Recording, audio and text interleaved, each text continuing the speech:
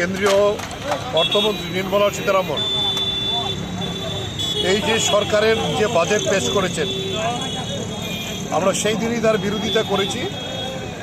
এই বাজেটে সবচেয়ে বড় যে ধাক্কা দিয়েছে, আঘাত দিয়েছে, সেইটা হয়েছে আমাদের যে লিখিতভাবে আমাদের কাছে গ্যারান্টি দিয়েছিল 2021 সালে কেন্দ্রীয় তৎকালীন যে কৃষিমন্ত্রী, তার সচিব লিখিত দিয়েছিল আমাদের সঙ্গে বসে, ফসলের ন্যায্য দাম দেওয়ার যে এমএসপি, তার আইনে গ্যারান্টি আমাদের বাজেটে থাকবে এবং তার জন্য আইন প্রণয়ন করবে।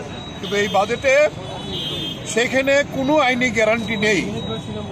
শ্রমিকদের যে অধিকার এই বাজেটে পদদলিত হয়েছে।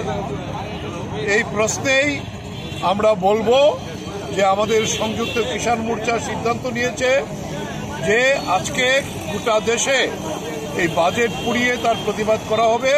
এটা কৃষক বিরোধী এবং শ্রমিক বিরোধী বাজেট। তাই এই বাজেটের বিরুদ্ধেই আমরা আজকে সংযুক্ত কিষাণ মোর্চা এবং আমাদের সঙ্গে কেন্দ্রীয় ট্রেড ইউনিয়ন তারাও যুক্ত হয়েছে এই বাজেটকে পোড়াবার জন্য।